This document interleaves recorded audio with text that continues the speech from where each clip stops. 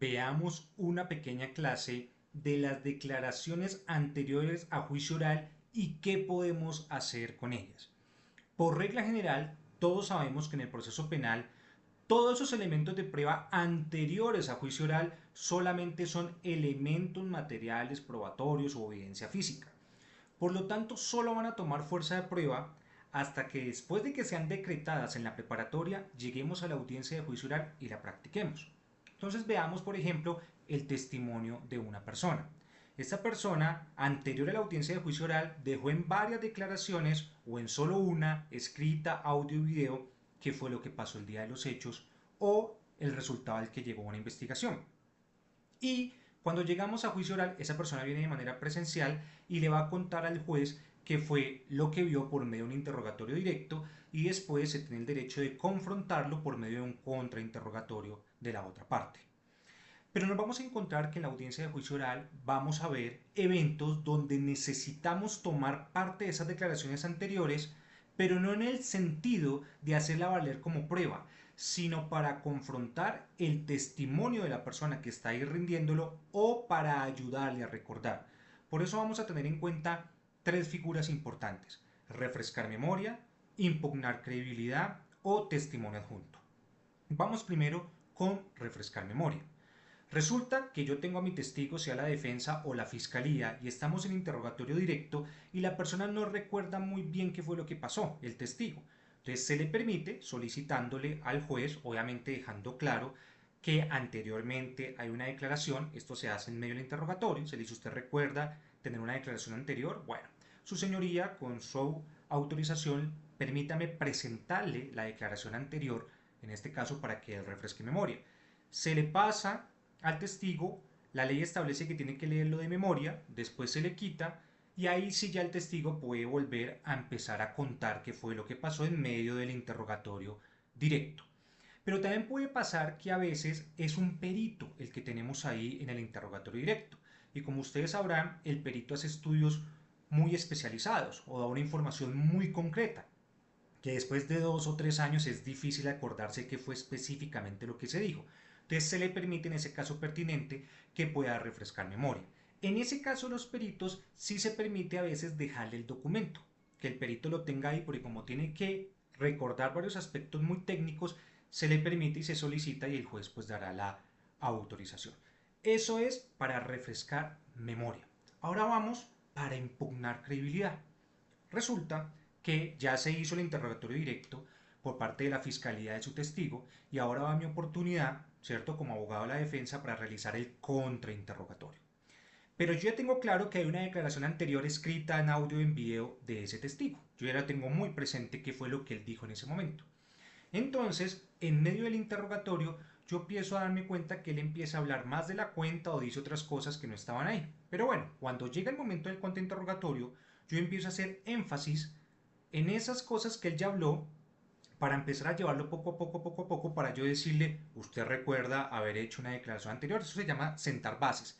Sí, sí, yo recuerdo haber hecho una declaración anterior. Ah, bueno, su señoría, con el fin de impugnar credibilidad, permítame mostrarle el documento. Des en cuenta que ya voy a impugnar la credibilidad, no voy a refrescar memoria. Listo. Se le pasa, se le señala cuál es la parte y se le dice que la lea en voz alta. Aquí en este caso ya la lee en voz alta, no de memoria como lo hacíamos en refrescar memoria.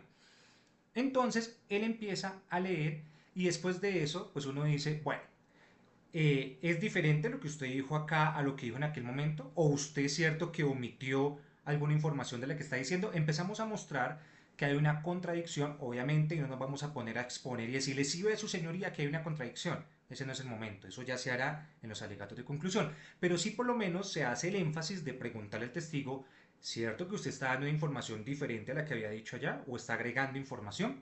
Esta es la manera de yo impugnar credibilidad. Ahora vamos a la tercera figura que les comentaba y se llama testimonio adjunto. Esta figura es muy importante. ¿Por qué? Resulta que me puede pasar a mí o le puede pasar a la fiscalía, le puede pasar a la defensa o fiscalía. Usted lleva a su testigo, ¿cierto? Perfecto. Y usted le empieza a hacer su interrogatorio directo normal porque usted ya sabía que es su testigo y empieza este testigo a mentir. Cambia su versión y nos toma totalmente por sorpresa. Por eso le digo, le puede pasar a la fiscalía o a la defensa. Me están tomando por sorpresa. Esto no fue lo que usted dijo anteriormente. ¿Qué pasa? ¿Por qué está cambiando? No lo sabemos. Puede ser porque está siendo amenazado o porque la persona realmente fingió hasta ese momento y mostró su verdadera cara. Pero resulta que nosotros tenemos declaraciones anteriores de él, ya sea en audio, video o escritas. Entonces lo que hacemos ahí es decirle, su señoría, resulta que el testigo me está dando una versión totalmente diferente, entonces yo le pido que se me admita como testimonio adjunto la declaración anterior, ya que son dos versiones totalmente diferentes. Esto es muy importante porque muchas veces la gente piensa que si un testigo va a la audiencia de juicio oral y sencillamente empieza a decir algo diferente, entonces la gente dice, sí ve, ahí cambió y ya ganamos. No, no es así de fácil. Por eso es importante el testimonio adjunto. Yo le muestro al juez, efectivamente, dice la jurisprudencia que el juez va a tomar las dos declaraciones, dice que no le va a dar más importancia a una o a otra por el tiempo en que fue hecha, que la decisión que él tome tiene que motivar porque le dio más credibilidad a una de las dos. O puede que el juez sencillamente deseche las dos y considere que hay muchas irregularidades. Este es el análisis que tiene que hacer el juez con este testimonio adjunto para mirarlo. Bueno, entonces aquí es como podemos utilizar esa figura porque nuestro testigo cambió la versión. Bueno, entonces estamos viendo que estas declaraciones anteriores pueden ser para impugnar credibilidad, ¿cierto? Refrescar memoria o como testimonio adjunto. Algo importante que quiero decirte acá. Una de las cosas que siempre nos empieza a perturbar la cabeza un poco es, venga, espere, pero si yo no solicité en la preparatoria que me decretaran ese documento para impugnar credibilidad, para refrescar memoria, ¿cierto? O como testimonio adjunto, ¿qué voy a hacer? Pues la Corte Suprema de Justicia ya resolvió esto y dice que no tenemos que solicitarlo en la preparatoria para que se valga, ya que se entiende que la necesidad de utilizarla se va a dar es en medio de la audiencia de juicio oral. Y como usted no adivina el futuro y no sabe lo que va a pasar en la audiencia de juicio oral, hasta que lo empiece a vivir, ahí es donde usted se da cuenta, oiga, necesito impugnar credibilidad o necesito refrescar memoria o necesito un testimonio adjunto. Por lo tanto, no es necesario que sean decretadas. En la práctica a veces hay fiscales que ellos de una vez deciden meter un documento y dicen esto como testimonio adjunto desde la preparatoria o esto para refrescar memoria.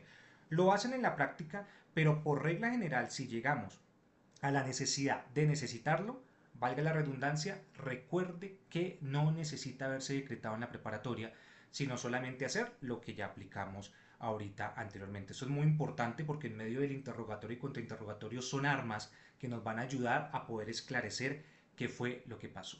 Igual como siempre les he dicho a ustedes, esto es un pequeño resumen, estos temas requieren muchas horas de estudio y no podemos verlo en tan solo 10 minutos. También recuerden que dentro de poco voy a realizar un curso de Derecho Procesal Penal el 27 de febrero, 28 de febrero y 1 de marzo, donde trataremos dos temas, prescripción de la acción penal y la prueba de referencia. Si está interesado, escríbanos y para los estudiantes de Derecho hay una promoción especial. Así que si desea saberla, contáctenos. Recuerde, soy el abogado Darío Galvis, Derecho Penal.